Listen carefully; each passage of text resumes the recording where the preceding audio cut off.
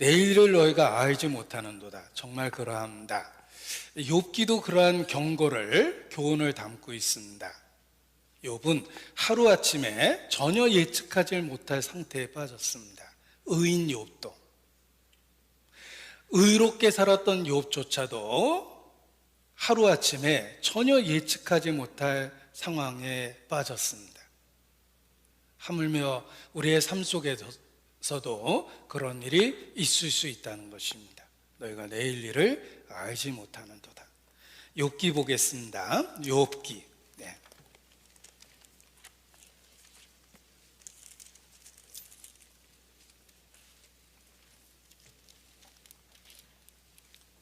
욥에게 5가지 불행이 한 번에 생깁니다. 욥이 어떤 사람인지 한번 보겠습니다. 욥기 1장 3절. 욥기 1장 3절.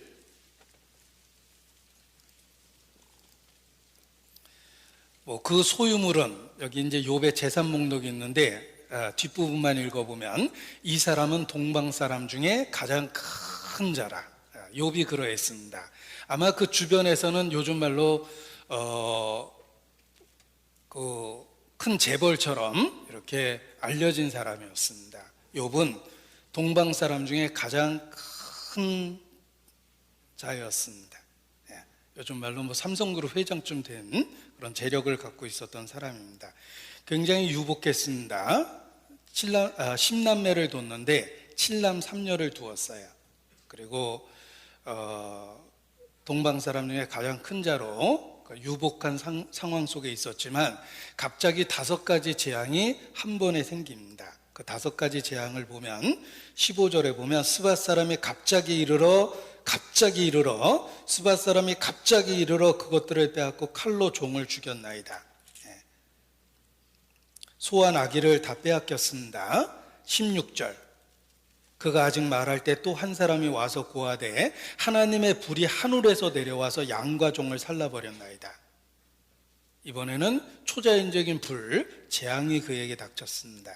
17절, 그가 아직 말할 때 또 한 사람이 와서 고하되 갈대아 사람이 세 떼를 지어 갑자기 약대에 달려들어 그것을 빼앗으며 칼로 종을 죽였나이다.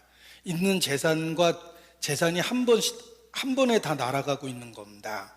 게다가 19절에 보면 거친들에서 대풍이 와서 집 네 모퉁이를 치매 자녀들이 한 번에 죽었어요. 거기서 끝난 게 아니었습니다. 5번째 재앙은 욥의 온 몸에 병이 들었습니다.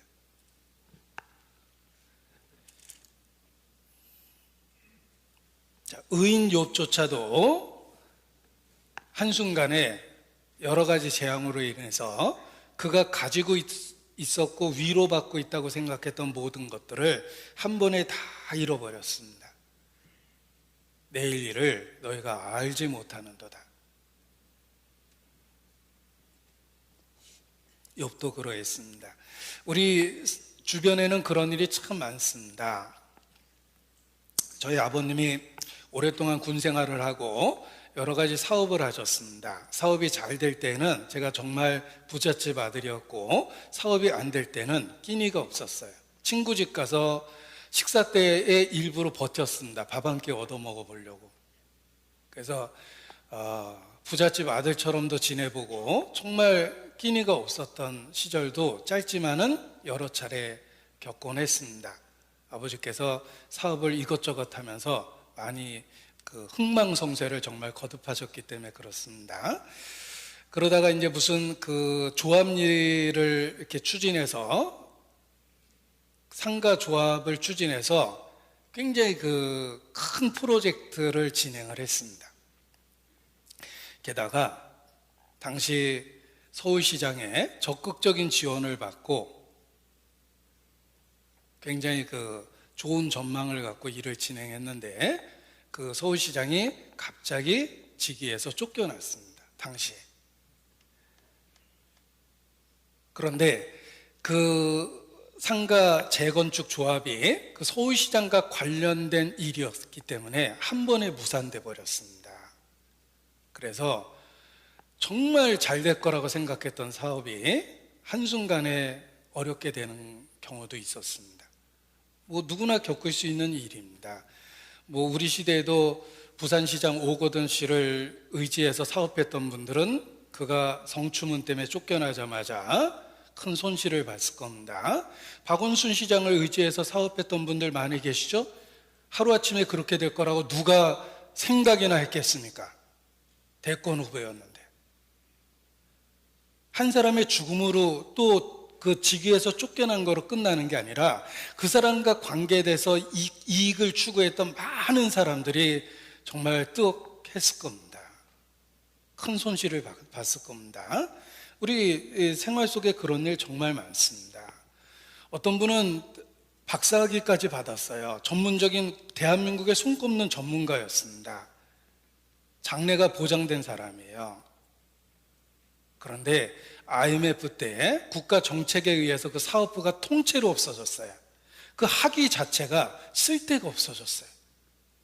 누구나 인정하는 대한민국의 전문가가 실업자가 됐고 그 분야는 한국에서 쓸데가 없었어요. 다시는 재취업을 하지 못하게 됐습니다. 평생 배웠던 인생을 투자했던 학문이 하루아침에 그냥 쓸데가 없어진 거예요. 어떤 분은 이것도 실화라서 제가 좀 망설여지는데 그 오리 요리를 기가 막히게 하는 비법을 이렇게 배웠습니다. 그래서 이건 틀림없이 된다. 왜냐하면 이미 그 사업을 하고 있는 분들이 다 맛집으로 소문이 났거든요. 그래서 오리 요리 전문점을 차렸는데 개업을 앞두고 조류 독감이 시작됐어요. 아무도 그 오리 요리를 먹으러 오지 않았습니다. 몇 개월 버티지도 못합니다. 너무 큰 투자가 됐기 때문에. 사람이 작은 사업을 하면 손실도 작아요. 그냥 다시 덮고 다른 일을 할 수 있는데 사업을 너무 크게 하면 손해도 큽니다. 너무 큰 식당을 무리해서 차렸다가 한마디로 얘기하면 그냥 회복 불능이 돼버렸습니다. 그런데 그런 일들이 특별한 사람들의 이야기가 아니라는 것입니다. 얼마든지 있을 수 있는 일이죠. 우리가 경험할 수도 있는 일입니다. 우리는 내일 일을 알지 못하기 때문에 그렇습니다. 들으라, 너희가 내일 일을 알지 못하는도다. 정말 그렇습니다. 전도서입니다. 전도서 9장. 전도서 9장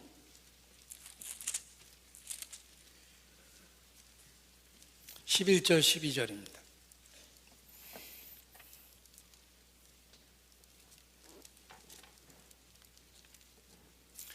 전도서 9장 11절 12절 제가 읽어드립니다. 내가 돌이켜 해 아래서 보니.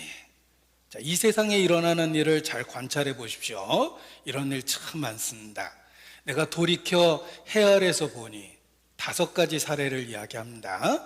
빠른 경주자라고 선착하는 것이 아니며, 유력자라고 전쟁에 승리하는 것이 아니며, 지혜자라고 식물을 얻는 것이 아니며, 명철자라고 재물을 얻는 것이 아니며, 기능자라고 은총을 입는 것이 아니니 이는 시기와 우연이 이 모든 자에게 임함이라. 5가지 사례를 들었는데 뭐 충분하게 예를 든 거예요. 우리 살다 보면 이런 일 정말 많습니다. 빠른 경주자라고 꼭 1등하는 거 아닙니다. 경기 전날 음식 잘못 먹어서 응급실에 배탈 나서 실려가는 경우도 있습니다. 유력자라고 전쟁에 승리하는 것이 아닙니다. 망설이다가 선공을 받고 패하는 경우도 있습니다. 지혜자라고 식물 얻는 것이 아닙니다. 서울대 나왔다고 다 잘 사는 것도 아니고, 명철자라고 재물을 얻는 것이 아니에요. 정말 똑똑한 사람인데 재물운이 없어요. 기능자라고 은총을 입는 것도 아닙니다. 시기와 우연이 있습니다. 우리가 살고 있는 세상이 그렇습니다.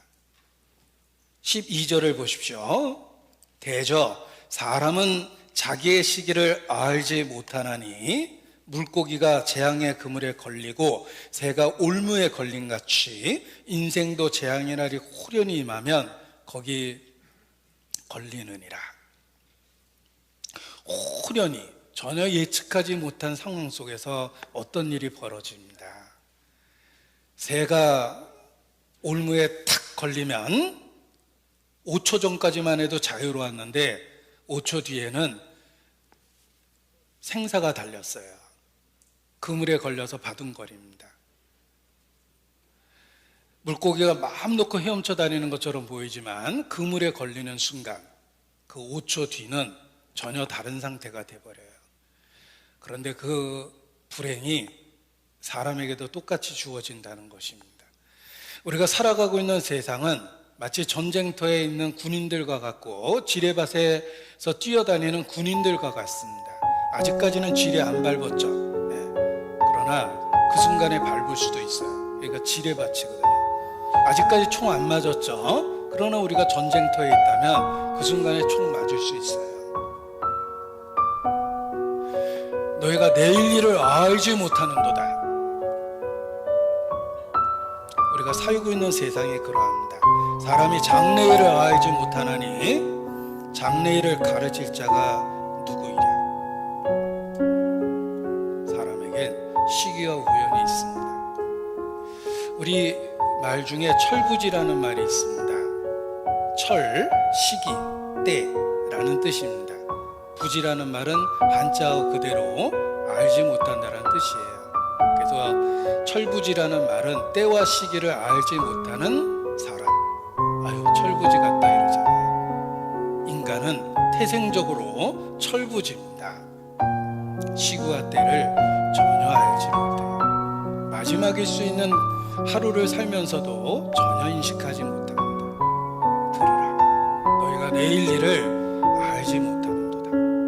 사람은 영적으로, 태생적으로 다 철부지입니다. 학창시절에 불렀던 유행가입니다. 모모는 철부지, 모모는 무지개, 모모는 생을 쫓아가는 시계 바늘이다. 무슨 뜻인지 모르겠지만 그런 노래를 불렀습니다. 근데 그 노래가 개사돼서 많이 불렀어요. 모모가 누군지 모르겠지만 우리 자신 같죠? 철부지입니다. 잘못하면 무지개가 아니라 그냥 개가 돼서 삽니다. 중요한 것이 무엇인지, 가치가 있는 건지 무엇인지 모르고 그냥 그렇게 삽니다. 생을 쫓아가는 시계 바늘이다. 돈을 쫓아가는 시계 바늘처럼 사는 사람도 있고 끊임없이 반복해서 돌고 있죠. 돈을 쫓아가는 시계 바늘이다. 어떤 사람은 권력을 쫓아간다. 권력을 쫓아가는 시계 바늘입니다. 철부지죠. 그런데 그 유행가 가사가 마치 우리 자신에게 하는 말처럼 그렇게 들렸을 때가 있습니다. 너희가 내일 일을 알지 못하는도다. 우리는 다 철부지입니다. 왜 하나님께서 인간을 이렇게 연약하게 한계가 있게 만드셨을까요? 원래 우리는 태생적으로 흙에서 취함을 받았습니다. 여호와께서 저희가 진토임을 기억하시는도다. 하나님은 우리를 보석으로 만든 게 아닙니다. 우리를 24K 순금으로 만들 수도 있었어요.